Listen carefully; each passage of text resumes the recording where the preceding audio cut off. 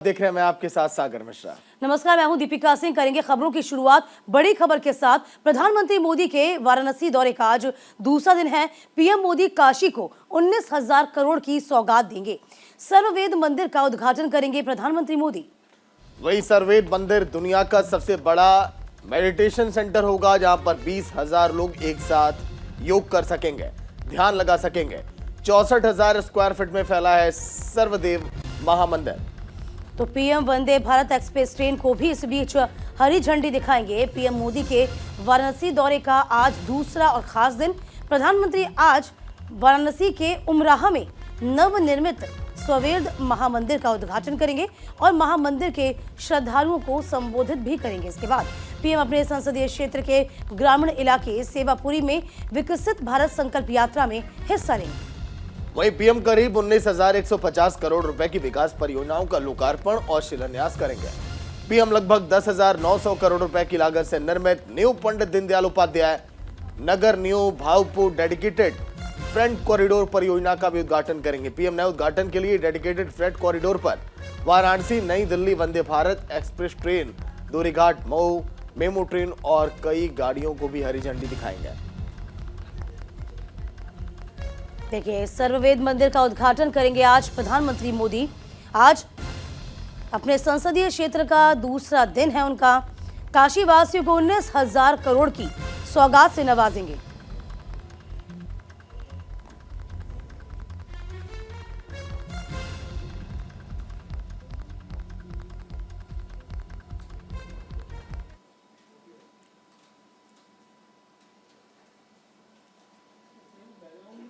तो चलिए पीएम नरेंद्र मोदी के कार्यक्रम के बारे में आपको बता दें, क्योंकि देखिए सुबह 10:45 पर कार्यक्रम की शुरुआत, इसके बाद मंदिर का लोकार्पण। दीपिका, बिल्कुल 11:30 बजे की हम बात करते हैं सागर। तो सर्ववेद महामंदिर का वो लोकार्पण करेंगे।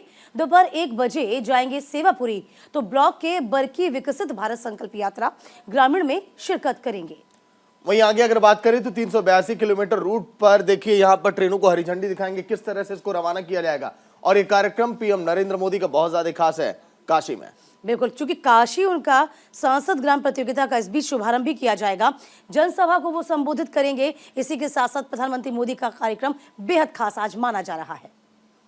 तो पीएम नरेंद्र मोदी कल के दिन गुजरात पहुंचे, उसके बाद काशी पहुंचे। पीएम नरेंद्र मोदी का है संसदीय क्षेत्र, जहां पर उन्होंने कई बड़ी परियोजनाओं को हरी झंडी दिखाई है। इधर प्रधानमंत्री नरेंद्र मोदी ने रविवार को द्वितीय काशी तमिल संगमम का उद्घाटन किया है। उन्होंने अपने निर्वाचन क्षेत्र वाराणसी के 2 दिवसीय दौरे के पहले दिन नमो घाट से काशी तमिल संगमम के दूसरे संस्करण की शुरुआत की है। वहीं पीएम मोदी ने कहा कि दुनिया के दूसरे देशों में राष्ट्र एक राजनीतिक परिभाषा रही है, लेकिन भारत एक राष्ट्र के तौर पर आध्यात्मिक आस्थाओं से बना हुआ है। भारत को एक बना गया आदि शंकराचार्य और रामानुजाचार्य जैसे संतों ने, जिन्होंने अपनी यात्राओं से भारत की राष्ट्रीय चेतना को जागृत किया है।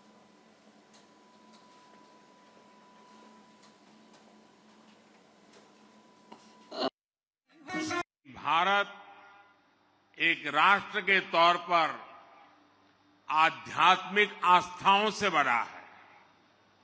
भारत को एक बनाया है आदि शंकराचार्य और रामानुजाचार्य जैसे संतों ने, जिन्होंने अपनी यात्राओं से भारत की राष्ट्रीय चेतना को जागृत किया।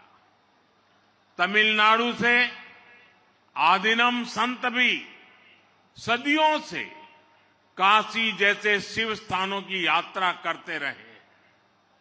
काशी में कुमार गुरुपुरर ने मठ मंदिरों की स्थापना की थी।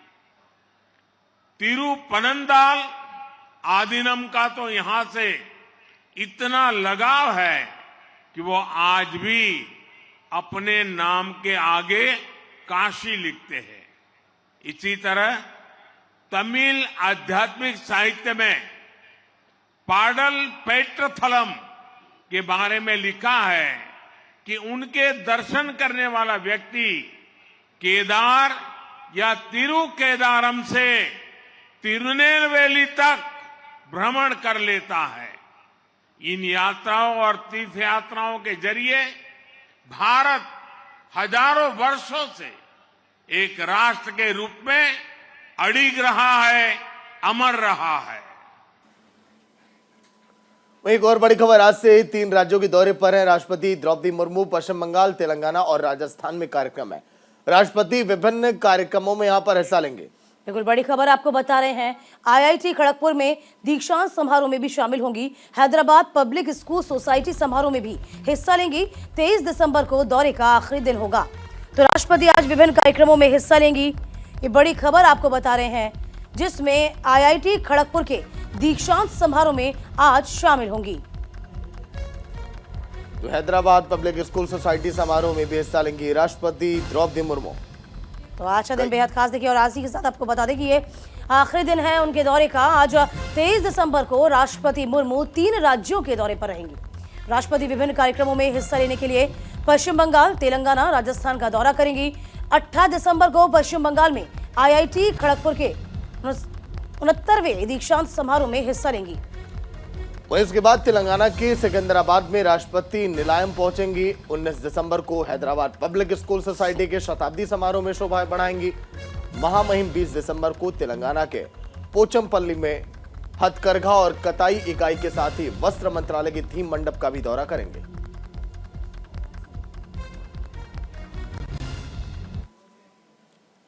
कालीकट यूनिवर्सिटी में आपत्तिजनक पोस्टर का मामला सामने आया है। बड़ी खबर आपको बता रहे हैं, गवर्नर आरिफ मोहम्मद खान के खिलाफ लगा है poster banner. Governor Arif Mohammad CM P Vijayan पर भड़के हैं।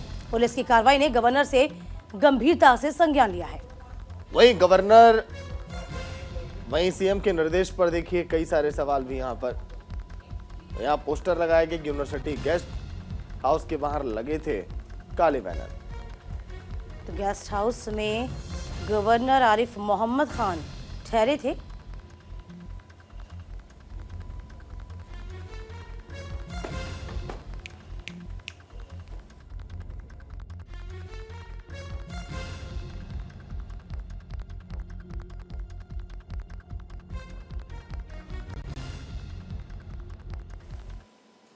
वहीं आज सदन में हंगामे के आसार हैं। सदन की सुरक्षा में सिंध मामले में हंगामे के आसार हैं। सदन में विपक्षी सांसद आज हंगामा कर सकते हैं एक बार फिर। बिल्कुल, केंद्र सरकार लोकसभा में पेश करेगी टेलीकॉम बिल। देखिए, हालांकि इससे पहले भी बिल पेश होने थे, उन पर चर्चा होनी थी, लेकिन उसमें चर्चा किसी भी तरीके से नहीं हो पाई थी। संसद में सुरक्षा को लेकर जो सेंध लगी थी, उसी को लेकर तमाम विपक्षी दल लगातार हंगामा कर रहे थे। उसी बीच 15 सांसदों को निलंबित भी किया गया था। तो आज का दिन बेहद खास है। सदन की सुरक्षा में सेंध के मामले में एक बार फिर से हंगामे के आसार हैं।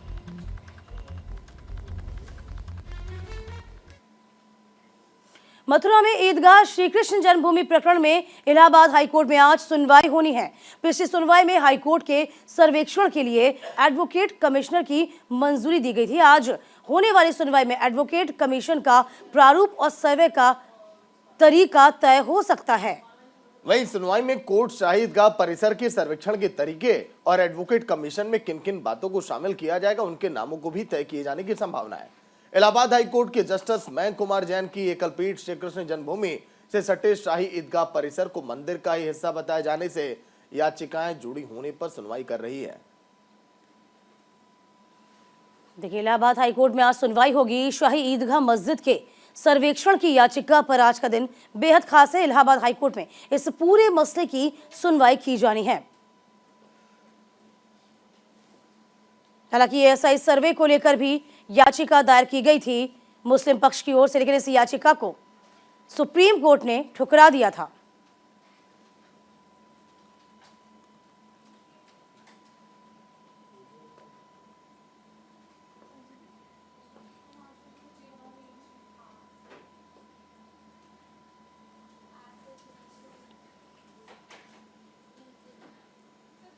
वहीं एक और बड़ी खबर, राजस्थान के सीकर में एक भीषण सड़क हादसा हो गया। कार और बस में जोरदार टक्कर हुई, जहां पर 4 की मौत हो गई। 6 लोग वहां पर घायल हैं। घायलों को हॉस्पिटल में एडमिट किया गया, जहां पर उनका इलाज अभी जारी है। देखो, राजस्थान के सीकर से बड़ी खबर है, जहां सीकर में भीषण सड़क हादसा हुआ है। कार और बस में जबरदस्त टक्कर, हादसे में 4 लोगों की मौत हो गई है, 6 लोग घायल हो गए हैं। हालांकि घायलों का भी इलाज जारी है।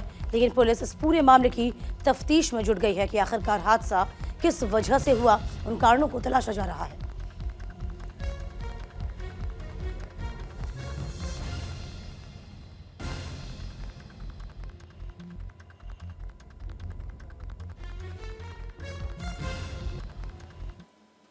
जिसमें से रवाना होकर के और सरकारी अस्पताल में पहुंचा तो पता चला कि 3 व्यक्तियों की मृत्यु हो चुकी है, जिनको मोर्चरी में रखा गया है, और चौथा व्यक्ति है जो जम्मू रेफर किया गया था, उसको भी वापस ला रहे हैं क्योंकि उनकी भी रास्ते में मृत्यु हो गई। कुल मतलब क्या इनमें से 4 में से नाम देखना, एक अनिल जांगड़ जो रिंग्स का रहने वाला है, एक सुभाष जांगड़ जो रिंग्स का रहने वाला है, इसके बाद में तीसरा जो बजरंगलाल है वो बागरियावास का रहने वाला है, और चौथी जो बॉडी अपने मोर्चरी में रखी गई है उसका अननोन है, उसको पता नहीं, अभी तक पता नहीं चला है, पता कर रहे हैं। इसके बाद में 3 घायलों को रेफर किया गया है, अजय जांगड़ और सोनलाल जांगड़ और पप्पू वर्मा, इनको रेफर किया गया है जयपुर के लिए। और इधर हरदोई से बड़ी खबर है, जहां हरदोई की मझिला थाना इलाके में सड़क हादसे में 2 भाइयों की मौत हुई है। दोनों शाहजहांपुर में संपन्न हुए मुख्यमंत्री सामूहिक विवाह में छोटे भाई की शादी कराकर बाइक से घर लौट रहा था और इसी दौरान अज्ञात वाहन ने टक्कर मारी। वहीं टक्कर लगने से रोहित और गौरव कुशवाहा दोनों गंभीर रूप से घायल हो गए। आनंद फानन में राहगीरों की मदद से एम्बुलेंस के जरिए उन्हें हॉस्पिटल में एडमिट किया गया, जहां पर डॉक्टरों ने दोनों को मृत घोषित कर दिया। वाकई में घर में खुशी का माहौल था। इस बीच ये बड़ा हादसा, और इसी बीच आपको बता दें खुशी का माहौल गम में तब्दील हो गया। इसी बीच गौरव की सड़क हादसे में मौत हुई तो सूचना पर पूरे परिवार में मातम छा गया।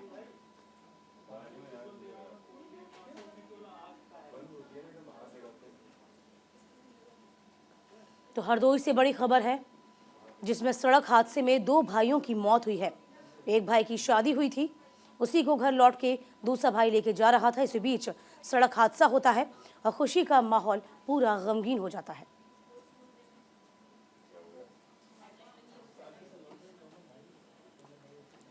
वहीं गुजरात के पाटन से खबर है, जहां पर शहर के जनजीवन 4 मार्गीय रोड के पास 2 युवती ट्रक की चपेट में आ गई। घटनास्थल पर लोगों की भीड़ लग गई। इस हादसे में 24 साल की दीपिका परमार नाम की लड़की की मौके पर ही मौत हो गई। दूसरी घायल लड़की गंभीर रूप से हॉस्पिटल में एडमिट है। देखिए, जिसका अभी अस्पताल में भर्ती कराया गया है, इलाज जारी है। एक बार फिर से रफ्तार का जो कहर है वो देखने को मिला है। रफ्तार के कहर ने एक बार फिर से एक युवती की जान ली है। ट्रक की चपेट में आने से युवती की मौत हुई है। एक युवती घायल है, जिसमें अस्पताल में उसका इलाज कराया जा रहा है। तो गुजरात के पाटन से बड़ी खबर है, ट्रक की चपेट में आने से एक युवती की मौके पर ही मौत हो गई है।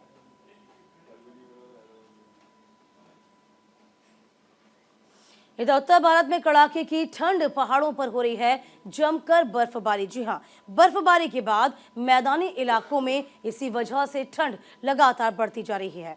उत्तर प्रदेश और बिहार में घना कोहरा छाया हुआ है। वहीं दिल्ली एनसीआर की बात करें तो यहां पर भी पारा लगातार लुढ़क रहा है। देश भर में सर्दी अपने चरम पर है। सर्दी का सितम है। राष्ट्रीय राजधानी दिल्ली में भी तापमान गिरकर 8 डिग्री सेल्सियस पहुंच गया, जबकि हिमाचल प्रदेश, उत्तराखंड के कई इलाकों में बर्फबारी की आशंका है। जम्मू कश्मीर, वहीं पूरे उत्तर प्रदेश और बिहार में घना कोहरा छाया हुआ है। तो कई सारे देखिए रैन बसेरों की तस्वीर भी आप देख पा रहे हैं। जो राजधानी दिल्ली में सड़कों के किनारे लोग सोते हैं, वहां की भी तस्वीर, एक तरफ पहाड़ी इलाकों की भी तस्वीर, जहां पर लगातार बर्फबारी का दौर जारी है। और दक्षिण के कई राज्यों में हल्की से मध्यम बारिश के आसार भी अब नजर आ रहे हैं।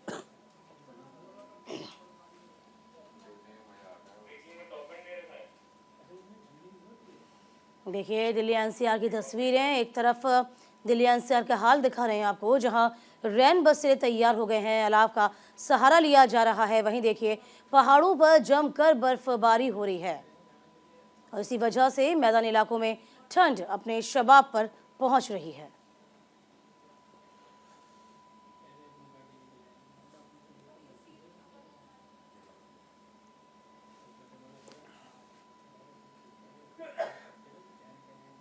वहीं आज से शुरू होगा कांग्रेस का क्राउड फंडिंग अभियान। दिल्ली के से डोनेट फॉर देश की यहां शुरुआत की जाएगी। तो कांग्रेस अध्यक्ष खड़गे इस अभियान का शुभारंभ करेंगे। तो आज से कांग्रेस अध्यक्ष मल्लिकार्जुन खड़गे दिल्ली से क्राउड फंडिंग की शुरुआत करेंगे। कांग्रेस ने इस अभियान का नाम डोनेट फॉर देश रखा है। वहीं कांग्रेस अध्यक्ष मल्लिकार्जुन खड़गे दिल्ली से इसकी शुरुआत करेंगे। कैंपेन के तहत लोगों से 138, 1380 और 13,800 रुपए दान करने के लिए कहा गया है। तो कांग्रेस का क्राउड फंडिंग अभियान आज से शुरू होगा। पार्टी के राष्ट्रीय अध्यक्ष मल्लिकार्जुन खड़गे इस अभियान का शुभारंभ करते नजर आएंगे।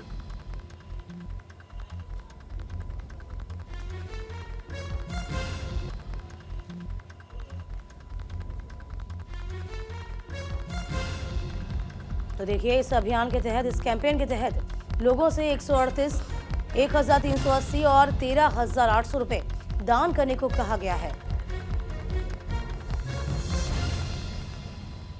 तो आज से कांग्रेस का क्राउड फंडिंग अभियान शुरू हो जाएगा। मल्लिकार्जुन खड़गे इस अभियान की शुरुआत करेंगे।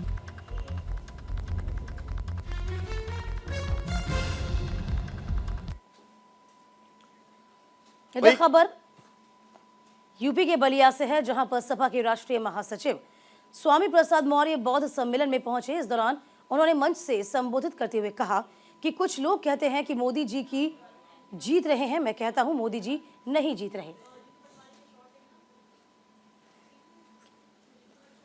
ईवीएम के तिगड़म से जीत रहे हैं, ये कहना है यहाँ पर मौर्य साहब का। 2022 में उत्तर प्रदेश के चुनाव में 403 विधानसभा सीटों में 309 सीटों पर बैलेट पेपर से वोटिंग में समाजवादी पार्टी आगे थी। तो बैलेट पेपर में वोटिंग में बीजेपी 94 सीटों पर आगे थी। अभी जिन प्रदेशों में चुनाव हुआ है, राजस्थान, मध्य प्रदेश, छत्तीसगढ़ में बैलेट से वोटिंग में 2/3 सीटों से ज्यादा पर कांग्रेस आगे है। फिर गिनती में बीजेपी आगे कैसे हो गई? इसका मतलब साफ कि ईवीएम में तिगड़म की जीत है।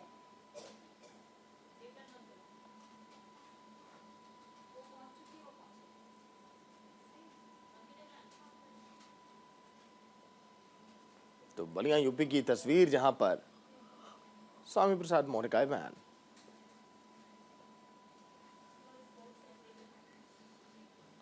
वहीं राजस्थान के मुख्यमंत्री भजनलाल शर्मा, उप मुख्यमंत्री दिया कुमारी और प्रेमचंद बैरवा ने कल राष्ट्रपति द्रौपदी मुर्मू से राष्ट्रपति भवन में शिष्टाचार की मुलाकात की। इसके बाद मुख्यमंत्री और उप मुख्यमंत्रियों ने केंद्रीय रक्षा मंत्री राजनाथ सिंह से उनके अकबर रोड स्थित राजकीय निवास पर मुलाकात की। इस अवसर पर उन्होंने महामहिम राष्ट्रपति और केंद्रीय रक्षा मंत्री को गुलदस्ते भेंट किए। तो ये शिष्टाचार मुलाकात इसे बताया जा रहा है।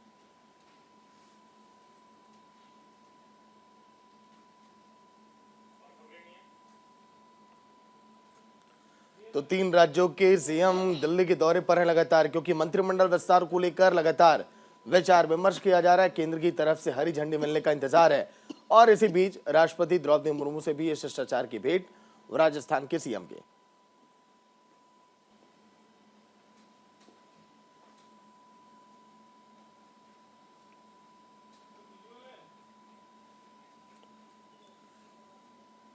तो चलिए, इसी के साथ इस बुलेटिन में इतना ही। देखते रहिए न्यूज़ इंडिया। नमस्कार। नमस्कार।